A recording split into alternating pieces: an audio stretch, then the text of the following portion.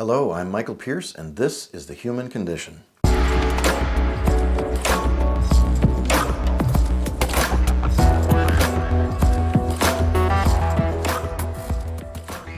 Our topic today is what causes those weird skin bubbles.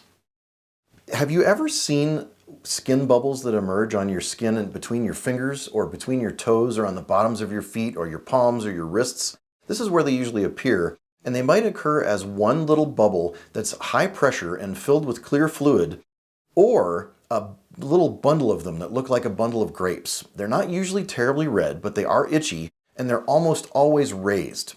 Have you ever seen this before or had it before and wondered what to do?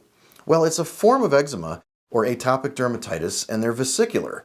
They're raised and they make these little vesicles. Sometimes they're under quite high pressure, and many people pierce them with a needle. I'm not saying you should, but many people pierce them, and they leak out this fluid, usually a clear fluid, and they're usually fairly high pressure and dense.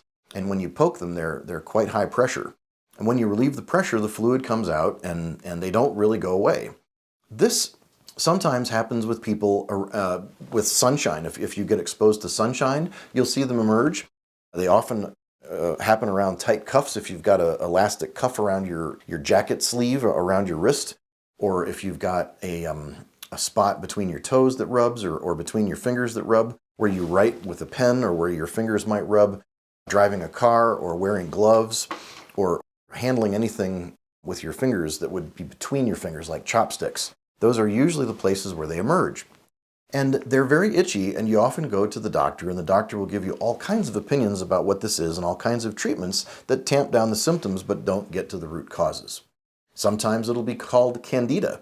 It'll be called a fungus or a growth of yeast inside your intestine, and very often it does go with that. There might be thrush in your throat. There might be yeast and other signs in your throat, or sometimes there's vaginal yeast, or there's a smell of yeast to your urine, male or female. There may be some of that yeast formation that just your skin smells like yeast. That can happen. But they're not terribly red, although they can get red. And when you scratch them, they certainly will become more red, and they'll burst, and they'll weep, and they'll change. And then over time, they'll dry out, and they'll look like a blister that's been popped with very dry, thickish kind of skin that you usually tend to peel off. What in the world causes this? Well, most of the time, I think you'll discover that this is a B1 deficiency, a thiamine deficiency.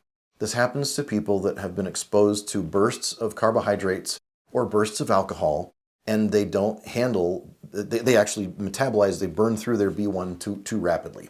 In some cases, it's caused by lectins and food binders that bind to the B vitamins and mess up your gut flora so that you don't manufacture enough or have enough or absorb enough B12 in your guts. I'm sorry, B1 in your guts.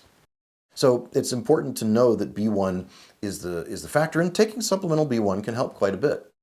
Supplemental B1 can help the person, but generally we get plenty of B1 from organic organ meat pills, from grass-fed, organic, humanely fed and handled and slaughtered animals.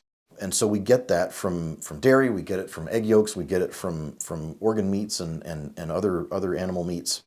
And we should get enough thiamine in our diet if we do eat that kind of way.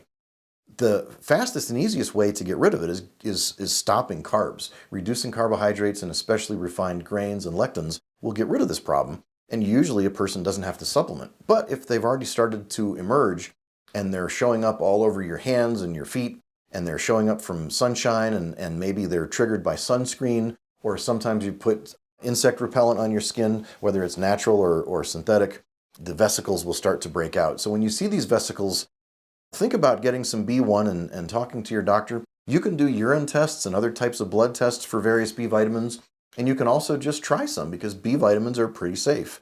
I think it's better to get them from an animal source than from generally the plant-based pills and trying to take one B vitamin at a time. But if you do get these vesicles and you get them a lot, think about B1 as a problem and think about why you're not making or absorbing or even getting your B1 in your life.